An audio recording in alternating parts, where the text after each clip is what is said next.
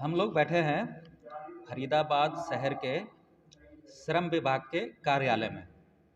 फरीदाबाद शहर जो किसी समय पर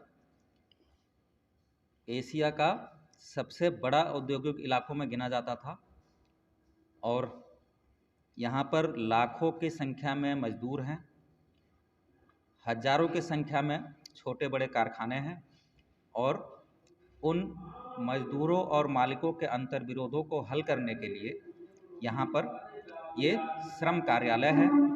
यहाँ पर डिप्टी लेबर कमिश्नर बैठते हैं और उनके साथ पाँच इलाकों में फरीदाबाद को बांटकर पांचों इलाकों के लिए एक एक असिस्टेंट लेबर कमिश्नर हैं और उनके अलावा लेबर इंस्पेक्टर।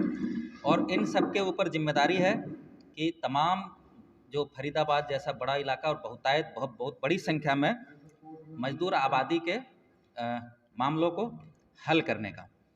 लेकिन ज़मीन पे क्या हालात हैं और ज़मीन पे किन चुनौतियों को और किन मुसीबतों को, किन झंझटों को फेस कर रहे हैं, सामना कर रहे हैं, उनको हम समझेंगे आज।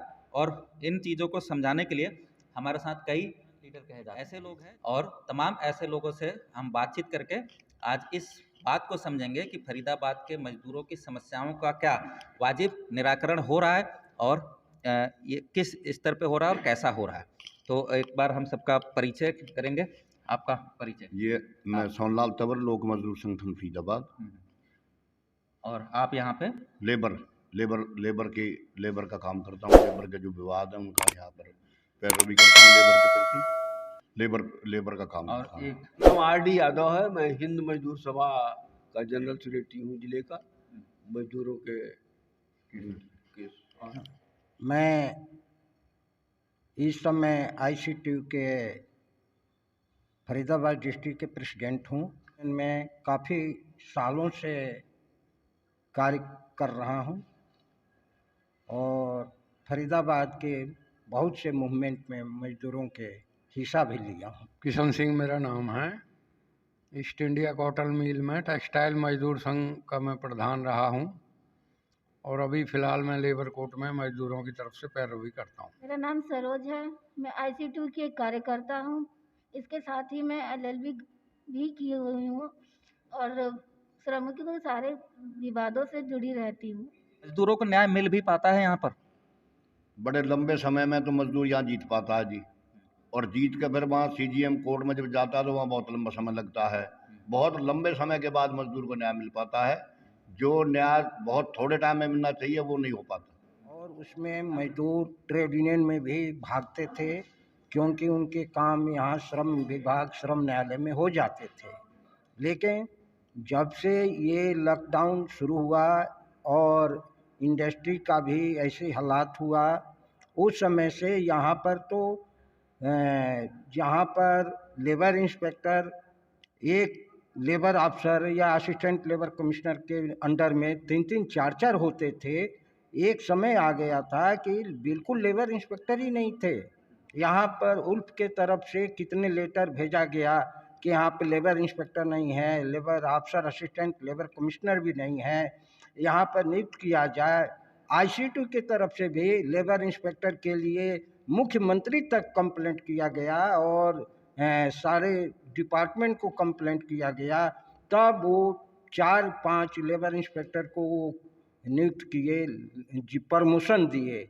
इसके बावजूद लेबर इंस्पेक्टर की कमी है और यहाँ पर लेबर अफसर की भी ऐसे ही स्थिति है जिनको असिस्टेंट लेबर कमिश्नर कहते हैं।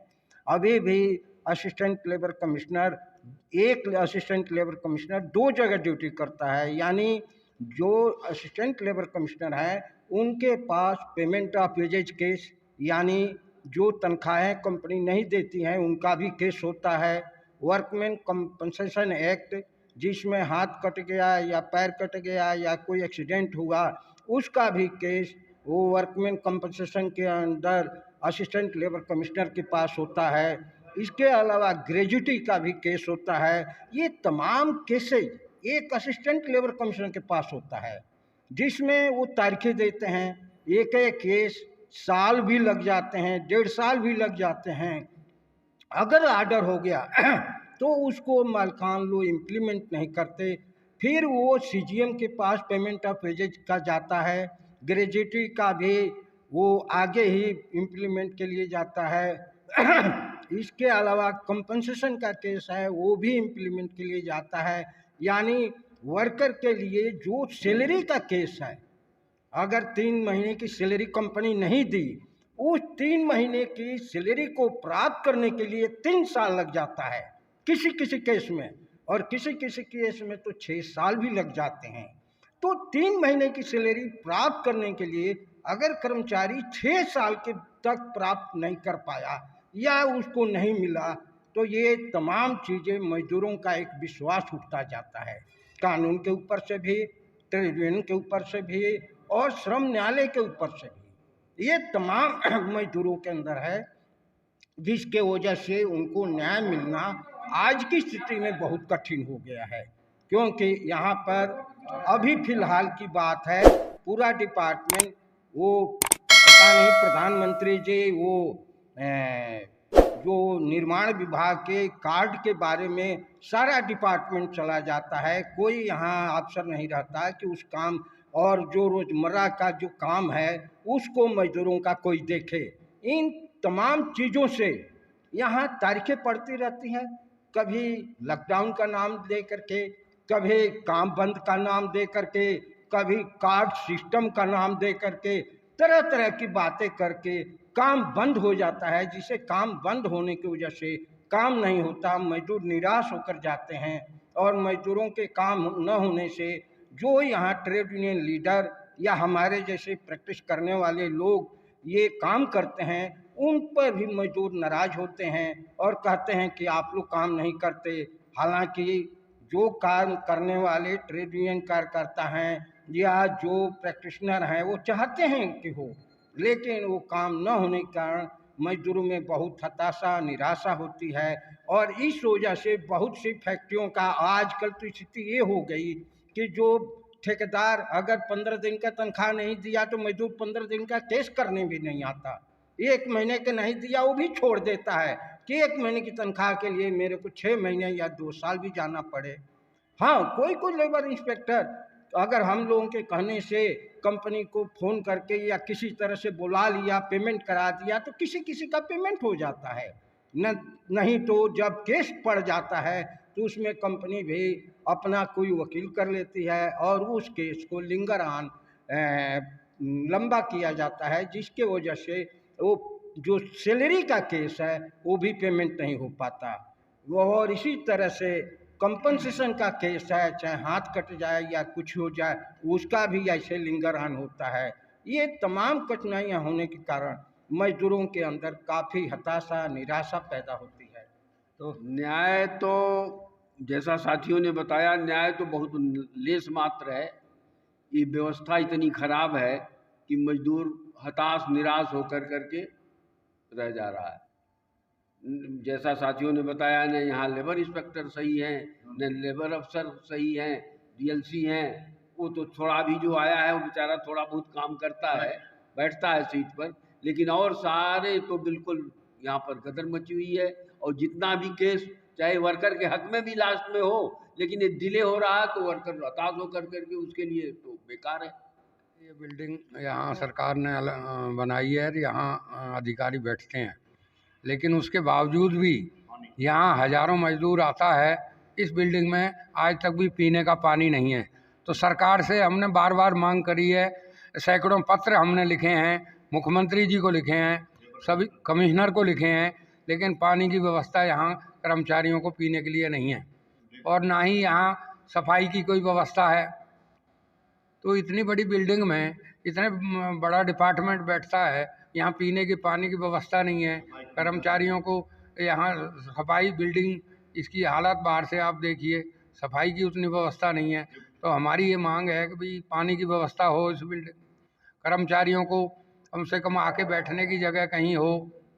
तो इस तरीके से यहाँ दिक्कत है। और आज तक इस बिल्डिंग में जो लिफ्ट हैं उनको नहीं चलाया गया है।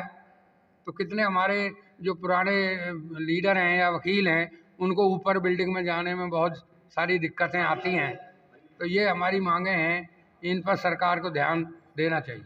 नहीं, मजदूरों को न्याय मिल पाता है या नहीं, इस पे न्याय की जो व्यवस्था है वो इस तरीके से सरकार ने उसको मेरा ये मानना है कि सरकार जानबूझ के इन चीज़ों को कमज़ोर कर रही है कि मजदूरों को न्याय बहुत लंबे समय में जाके मिलता भी है, तो उसका भुगतान कराने के लिए ऐसे कोई नियम नहीं है कि भाई कोई आदेश हो गया वर्कर के हक में तो उसकी पालना जल्द से जल्द हो। इस तरीके की व्यवस्था सरकार की तरफ से नहीं है। आप देख पाते हैं। मेरा नाम RN सिंह है, मैं AITC का डिस्ट्रिक्ट सेक्रेटरी हूँ।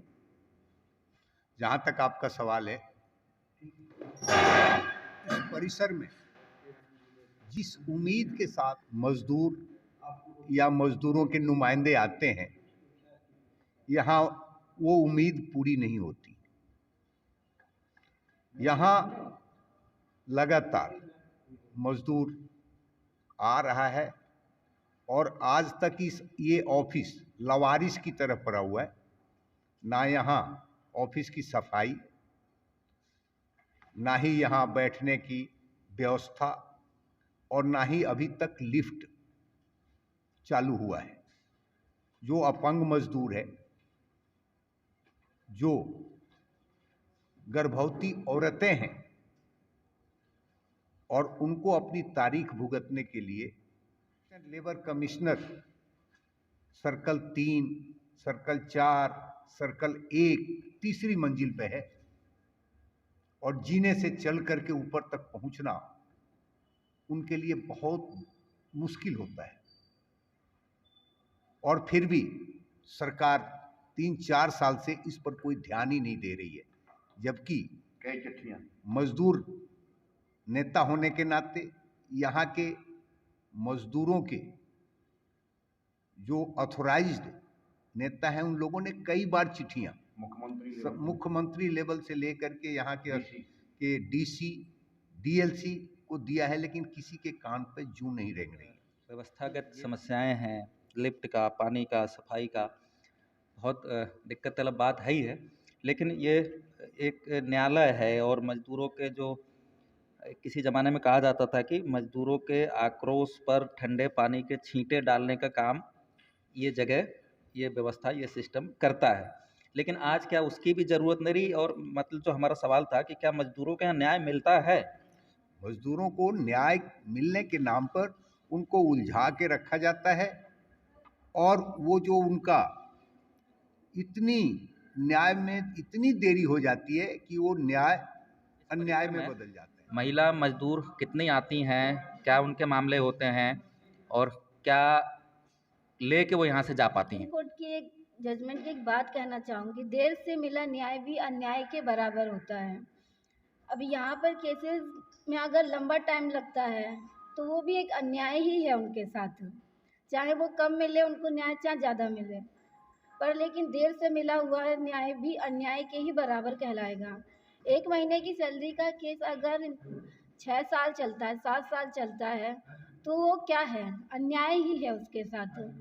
और महिलाओं की बात की जाए तो यहाँ पर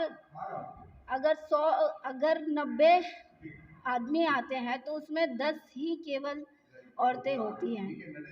मतलब कि औरतों का केसेस यहाँ पर बहुत ही ज़्यादा कम आता है बजाय आदमियों की केसेस के। नहीं तो इसकी क्या वजह क्या देखती हैं आप? महिलाएं तो बड़ी तादाद में काम करती हैं।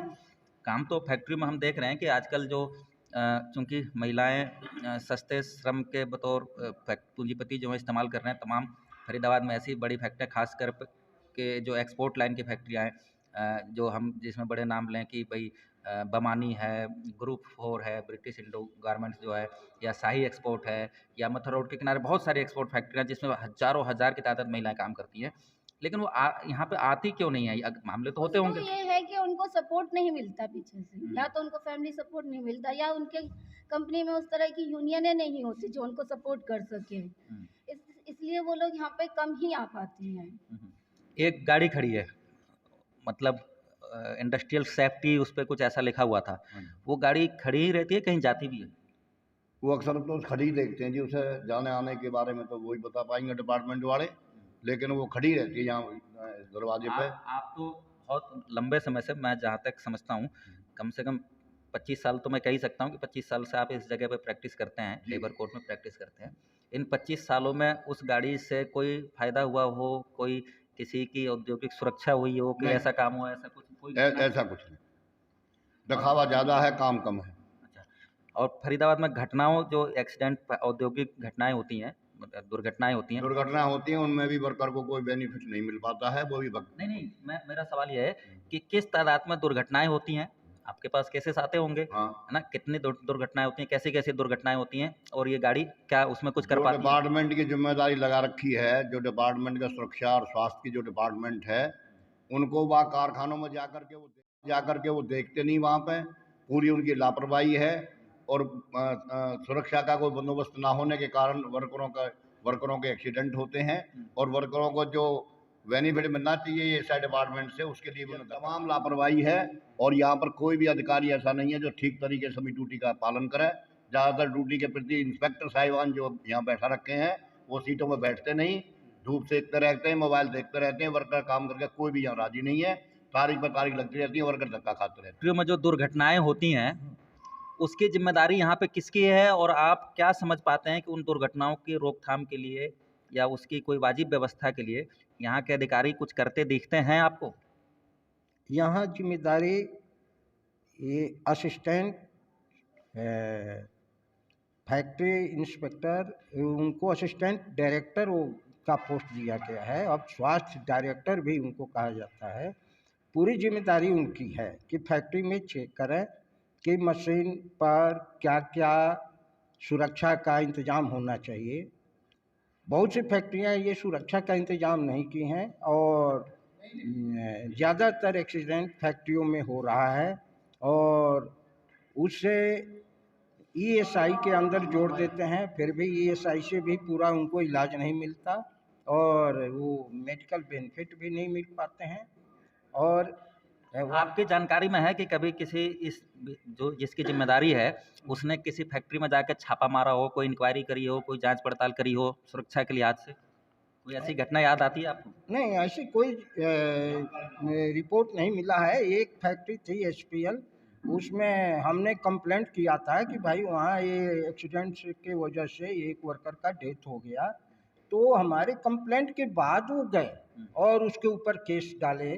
फिर वो जनरल मैनेजर उसमें अरेस्ट हुआ था, जमानत पर छूटा। डेथ होने के बाद, हाँ, घटना होने के बाद। वो घटना लेकिन होने के बाद। नियम और तरीका तो ये कहता है कि घटना होने से पहले ही उन चीज़ों को पकड़े, सुरक्षा के। हाँ, घटना होने के पहले ही उनकी ड्यूटी है कि वो जाकर फैक्ट्री के इंस्पेक्शन करें और उसकी सुरक्षा वहाँ पर कराएं।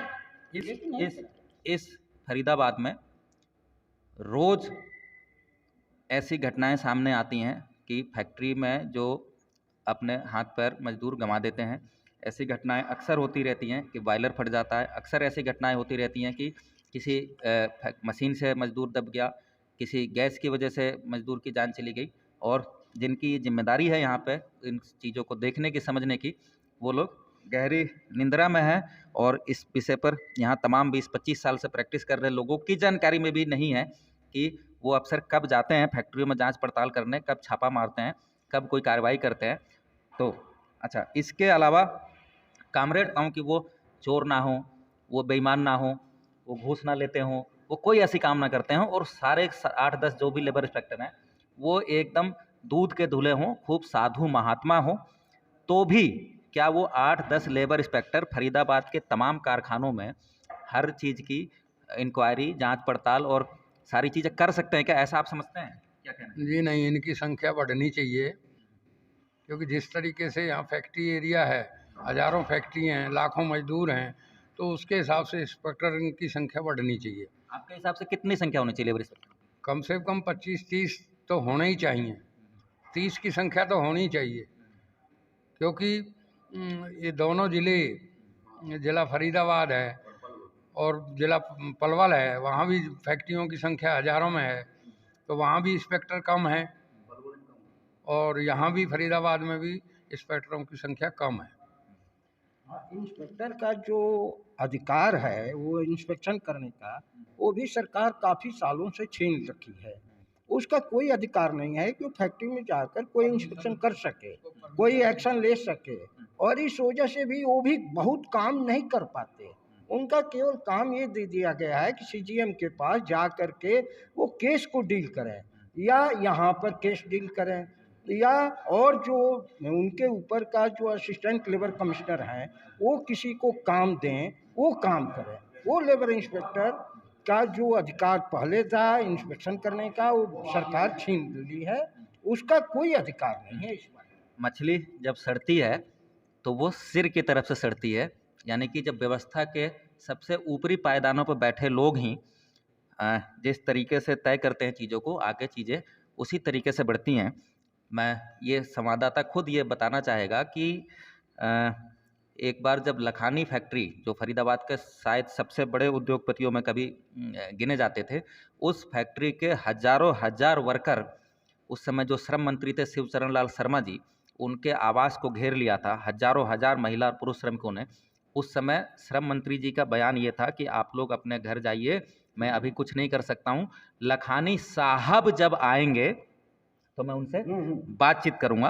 तो जब इस तरीके के तेवर और इस तरीके की आवाज़ और इस तरीके की बात हजारों श्रमिकों के सामने श्रम मंत्री कहते हैं, तो क्या होगा, कैसी व्यवस्था होगी, लेबर इंस्पेक्टर इस माहौल में कितना कुछ कर पाएंगे, ये भी समझने की बात है। कामरेड, ये बताइए कि आज अगर किसी फैक्ट्री को मालिक 2 थप्पड़ मार के फैक्ट्री से बाहर कर दे और उसका जो बकाया मेहनताना है वो भी ना दे, और वो यहाँ पे चला आता है, तो आप क्या समझते हैं कि उसके साथ क्या क्या बीतता है? क्या उसको मजदूरी कैसे मिलेगी? उसके लिए कंपनी पुलिस डिपार्टमेंट में भी कंप्लेंट दायर कर देती है, उसको हरासमेंट वहाँ थाने में भी करते हैं। इसके अलावा यहाँ भी आता है तो वो कोऑपरेट यहाँ के अफसर नहीं करते, और उसको यहाँ भी हरासमेंट किया जाता है, ताकि वो हरासमेंट हो करके वो तमाम अपना अधिकार को छोड़ के भाग जाए, और भाग भी नहीं पाता क्योंकि उसके खिलाफ कभी कभी केस भी दायर कर देते हैं। तो इस तरह से वो हरासमेंट करते रहते हैं। आप यहाँ आइए ना।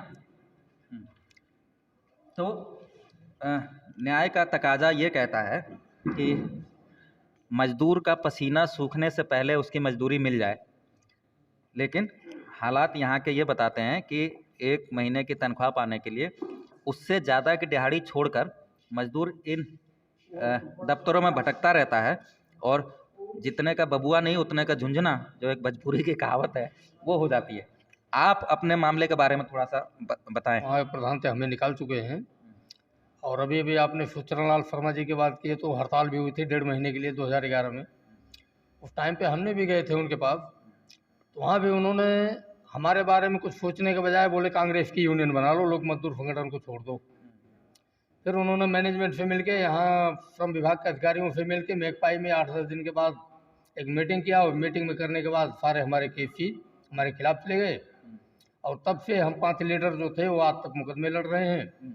क्या क्या मामला क्या था आपका? मामला हमारा था, जनरल डिमांड नोटिस पड़ा था, उस पर समझौते नहीं हो पा रहे थे, तो हड़ताल हो गई थी, जिसमें हम 5 लीडरों को निकाल दिया, तो वर्करों ने हड़ताल कर दिए थे। 45 दिन की हड़ताल चली थी। उस हड़ताल के दौरान यहाँ से कोई न्याय नहीं मिला। बाद में हमने समझौता करके फिर वर्करों को अंदर किया। 5 लीडर आज भी बाहर लड़ रहे हैं, कोई न्याय नहीं है यहाँ पे, और ना कोई इनसे हमें कोऑपरेट मिल पा रहा है। केस पे केस चलते जा रहे हैं। बोनस का है, पेमेंट का है, कुछ भी सही टाइम पे ना देना, ना सही से देना। वर्करों का रिकॉर्ड मंगवाया अभी 4 महीने पहले अपनी यूनियन के नाम से। पहले तो कहते दूसरी यूनियन है, तीसरी यूनियन है। जब हमने 2007 से लेके अब तक का सारा रिकॉर्ड दे दिया, तो अब कहते हैं रिकॉर्ड ही नहीं आएगा। यहाँ के लेबर अफसर साफ जवाब दे दिए, मैनेजमेंट मना कर रही है। मैनेजमेंट मना कर रही है तो उसके जिम्मेदार हम थोड़ी होंगे, सरकारी अधिकारी होंगे, लेकिन ये साफ अपना पल्ला झाड़ दिए। उस पर तारीखें लगती रही, तो अभी तो आदमी पेपर लाया नहीं होती। एक 13 तारीख थी अभी 2021 में ही, महीना याद नहीं आ रहा है। तो उन्होंने एडहॉक 13 तारीख को बुलाया, और 13 तारीख को हम आ नहीं पाए थे, बाय फोन बोले थे। तो 13 तारीख के बाद ही, जबकि 2 तारीख 3 तारीख आगे तारीख भी बढ़ाई जाती है, लेकिन 13 के बाद डायरेक्ट इन्होंने ये एप्लीकेशन ये रिपोर्ट में दे दिए हमने 2-4 महीने फिर तारीखें नहीं लगाई, हमने आरटीआई लगाया। आरटीआई में रिपोर्ट दे दिए कि इस एप्लीकेशन को दफ्तर दाखिल कर दिया है, यानी केस को ख़त्म कर दिया गया। फिर हमने दोबारा आरटीआई लगाया इनके खिलाफ। फिर दोबारा आरटीआई में वही उनका गोलमोल जवाब रहा, कोई साफ जवाब नहीं देते, ना बोनस का कोई जवाब, बोनस की केस अलग है, पेमेंट की अलग है, निकाले गए वर्करों की अलग है। अब एक के है तो 28,50,000 के अमाउंट बने थे, जीत के गया अंदर, उसको वहाँ ज़बरदस्ती लिखवा के इम्प्लीमेंट हो गया, यहाँ रिपोर्ट भी आ गई, जबकि उसका सिविल में सीजीएम में केस भी चल रहा है अभी रिकवरी के लिए, उसका भी कोई फैसला नहीं हो पा रहा है। तो जो अभी तमाम लीडरों ने बताए कि यहाँ घुमा फिरा के वो ना तो जाने देंगे, ना मरने देंगे, ना जीने देंगे, ना फैसला होने देंगे और ना आपको यहाँ से जाने देंगे। उलझाने का काम है और न्याय नहीं मिल रहा है, जिसकी वजह से यहाँ आप देख रहे हैं अगर 2 वर्कर हैं तो कम से कम 10 वकील हैं और 8 लीडर हैं। यानी कि वर्करों की जनसंख्या कम है, वकीलों और लीडरों की जनसंख्या यहाँ ज़्यादा है, केवल विश्वास खत्म होने की वजह से। आज हमारी कंपनी वर्करों को बोलता हूँ तो बोलते हैं 10 साल से तुमने क्या कर लिया। तो अधिकारी नहीं करता तो हमारे पास क्या जवाब होगा, सही बात है, हमने क्या कर लिया। एक बार फिर से दोहरा दीजिए कि कब आपने मांग पत्र दिया था?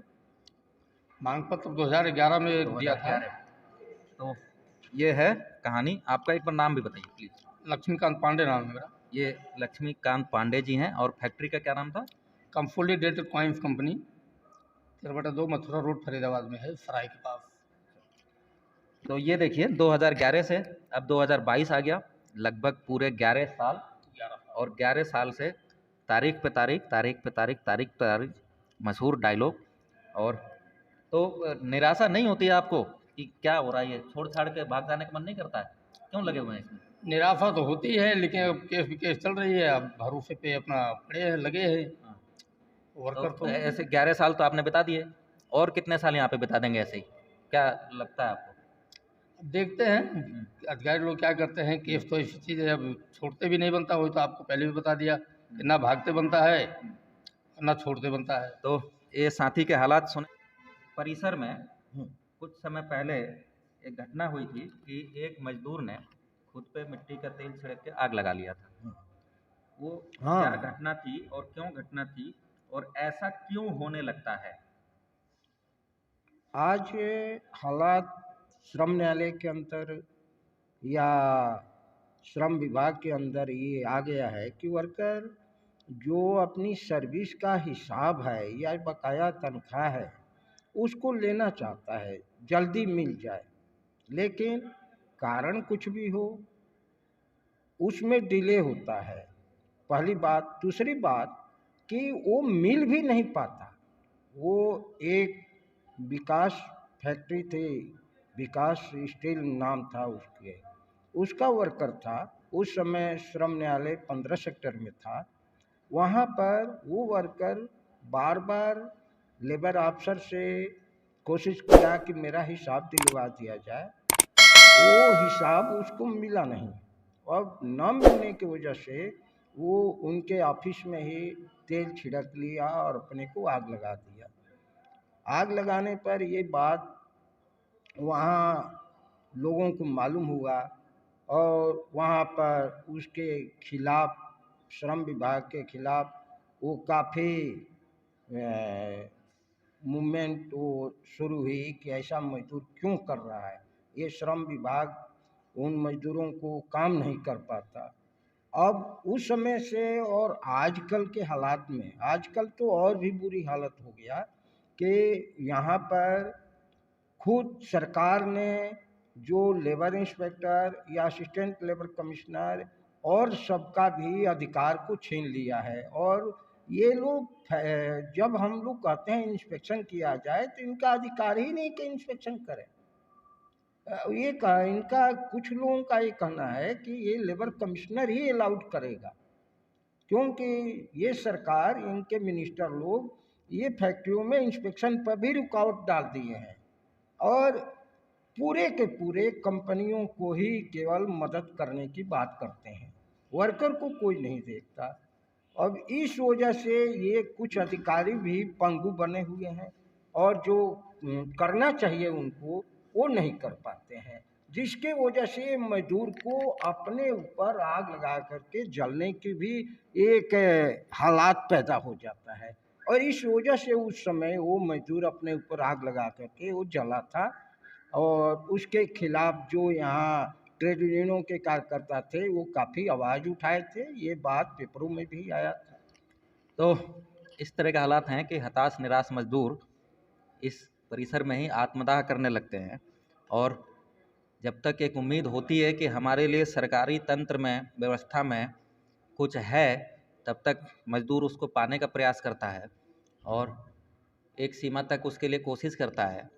और उस सीमा के बाद उसके पास दो रास्ते ही बचते हैं, या तो खुद को आग लगा दे या इस व्यवस्था को आग लगा दे। या व्यवस्था को अगर आग लगाना मुहावरा है फिर तो ठीक है, लेकिन वाकई में उस ढंग से तो वो ठीक नहीं है। इस व्यवस्था में रहते हुए इस व्यवस्था को बदलना जरूरी है।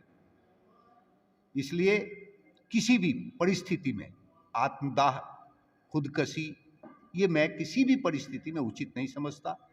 संघर्षी जिंदगी है, हर परिस्थिति में अपने आप को जिंदा रख के संघर्ष करने की जरूरत है और इस व्यवस्था को बदलने की जरूरत है। इस व्यवस्था में लगातार अन्याय है, हर जगह अन्याय है, लेकिन इस अन्याय के खिलाफ जन जागरण, जागृति पैदा करना, अकेले मर जाना तो बहुत आसान है, लेकिन लोगों को जागृत करके और इस व्यवस्था को बदलने के काम में लगाना ही जो है ना, सबसे बड़ा मेहनत का काम है और सबसे ईमानदारी और लगन की जरूरत है। इस सारी प्रक्रिया में आप एक ट्रेड यूनियन लीडर हैं और यहाँ पे अभी काम देखते हैं, तो इस सारी प्रक्रिया में आप 2 लाइनों में सिर्फ बताइएगा कि मजदूरों से क्या चाहते हैं, वो कैसे आपका सहयोग करें, उनको क्या संदेश देना चाहते हैं? मजदूरों को जहां कहीं भी ट्रेड यूनियनें कहीं से भी उनको आवाज़ मिल जाती है तो अपना टाइम निकाल करके उनके साथ जुड़ें और वहां से जो मजदूरों के हक में जो कानून है और उन कानूनों को मालिकों के हक में बदला जा रहा है, इसके बारे में वो समझदारी और अपनी जागरूकता पैदा करें, उनसे संबंध कायम करके, चाहे कोई भी ट्रेड यूनियन हो। आप मजदूरों को 2 लाइनों में क्या संदेश देना चाहेंगे? क्या उम्मीद करते हैं उनसे, क्या चाहते हैं उनसे? हम ये चाहते हैं मजदूर को अपने अधिकार को पाने के लिए अपने आप को बदलना पड़ेगा और उसको अपने आप को बदलकर इतना संघर्षशील बनना पड़ेगा कि इस सिस्टम को भी बदले, क्योंकि अपने आप को बदलेगा तभी सिस्टम को बदल पाएगा और सिस्टम बदलेगा तभी ये भ्रष्टाचार, लूट खसोट और श्रम अधिकारी और तमाम चीज़ें ये सब ठीक हो सकती हैं, अन्यथा नहीं। कोई भी चीज़ इसको ठीक नहीं कर सकता। मजदूर को अपने आप जरूरी है कि अपने आप को बदले, बस ये। आपकी कहानी सुनी, 11 साल से आप संघर्ष कर रहे हैं, क्यों कामयाबी नहीं मिली और क्यों कामयाबी, किस तरीके से आपको कामयाबी मिल गई होती? इस फरीदाबाद के इतिहास में नीलम का गोलीकांड भी मशहूर है और तमाम फैक्ट्री मालिकों की चूल्हे हिला देने वाली कहानियाँ भी इस फरीदाबाद की सड़कों ने सुनी है ना? आप अपने पूरे संघर्ष में अपनी तरफ से क्या कमी चिन्हित करना चाहेंगे कि क्यों ये आपकी लड़ाई में ये हालात बने? लड़ाई तो हमारे, तो जहाँ तक हमारे भी चल रही है, हम सरकारी अधिकारियों पे ही करेंगे कि सही से कार्रवाई नहीं की गई है। और मीटिंगें करवाना, जैसे फैसले के टाइम में कोर्ट पे फैसले का टाइम आया तो मैनेजमेंट से मीटिंग कर लो, समझौते कर लो, मीटिंग के टाइम पे हमें नहीं बुलाया जाता है, फिर आपस में मीटिंग करके हमारे अगेंस्ट फैसले कर दिए जाते हैं। 4 आदमी का एक ही दिन केस पड़ता है, एक ही दिन नौकरी गई है, एक ही जज के पास केस चल रही है, फिर भी 4 आदमी का गिफ्ट जाती है, केवल एक आदमी के फेवर में जाती है। ये कौन सा न्याय है, कौन सा व्यवस्था फंड है? और व्यवस्था की कमी अपनी कमी है, लेकिन अगर फरीदाबाद में कुछ संघर्षशील ट्रेड यूनियनें होती, मजदूरों को बेहतर तरीके से संगठित करती, और चूंकि आज ज़माना, समय, संघर्ष का मौका, हालात इस तरीके के हैं कि एक वर्कर अपनी लड़ाई अकेले नहीं लड़ सकता है, एक फैक्ट्री के मजदूर अपनी लड़ाई अकेले नहीं लड़ सकते हैं। एक तो ज़रूरत यह है कि इलाकाई स्तर पे और बड़े स्तर पे मजदूरों का संगठन बनाया जाए। एक फैक्ट्री की कहानी सुन के हज़ारों फैक्ट्रियों के मजदूर सड़कों पे आ जाएं। जब तक ये हम लोग नहीं कर पाएंगे, शायद तब तक इन अदालतों के भरोसे, इन लेबर इंस्पेक्टरों के भरोसे, इन अफसरों के भरोसे और इस सिस्टम के भरोसे न्याय मिलना मुश्किल है। मेरी बात पे क्या कहेंगे? हाँ बिल्कुल, ये सही बात है, लेकिन ये तभी बन पाएगा जब मजदूर अपने आप को बदलेगा, संघर्षों में आएगा। जब तक मजदूर अपने संघर्षों में अपने आप को बदलेगा नहीं, तब तक ये सिस्टम नहीं बदल सकता, और ये श्रम विभाग और श्रम अधिकारी के भरोसे वो कभी नहीं रह सकता और न उसको न्याय मिलेगा।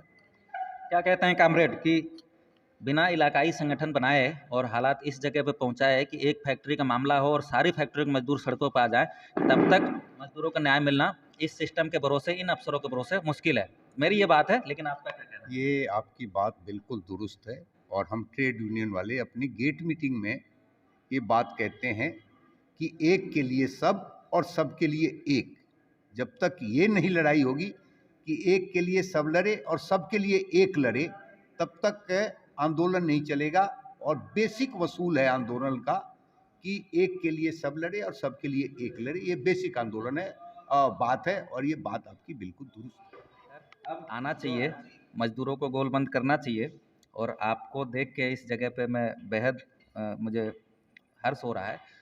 तो अब आखिरी वीडियो का आखिरी वो है, तो आपसे भी मैं चाहूँगा कि आम मजदूरों के लिए क्या संदेश है आपका, क्या आप क्या चाहती हैं उनसे? मतलब मजदूरों की भी बहुत सारी शिकायतें होती है ट्रेड यूनियन लीडरों से, लेकिन आप उनसे क्या चाहती हैं कि उनको कैसे करना चाहिए? और महिला मजदूरों के बतौर भी अगर आप कुछ कहना चाहें तो। मैं महिला मजदूर हूँ या पुरुष हूँ, मैं दोनों के लिए एक ही बात कहना चाहूँगी। अगर वो अपना अधिकार चाहते हैं तो उस अधिकार को पाने के लिए पहली बात है उनको लड़ना पड़ेगा, और वो लड़ाई खुद अकेले वो नहीं कर सकते, तो उसके लिए उन्हें किसी ना किसी यूनियन के साथ जुड़कर अपनी यूनियन पे भरोसा कर कर, सबसे बड़ी बात है उस पर भरोसा करना।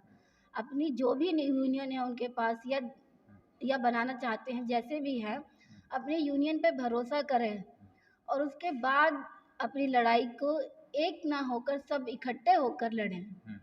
अगर वो अपनी लड़ाई को इकट्ठे होकर लड़ते हैं तो श्रम विभाग में जितनी भी परेशानियां हैं वो सारी खत्म हो जाएंगी, और जो न्याय है, सच्चा न्याय, पूर्ण न्याय, समय पर मिलना, वो सब ही मिलेगा। आप देख रहे थे ये मजदूर समाचार को, हम लोग थे यहाँ लेबर विभाग के परिसर में, और यहाँ के हालात से आपको परिचय कराया हमने। आगे भी इस तरह के कार्यक्रमों से, मामलों से, मजदूरों की बातों से, विचारों से आपको जोड़ते रहेंगे। धन्यवाद।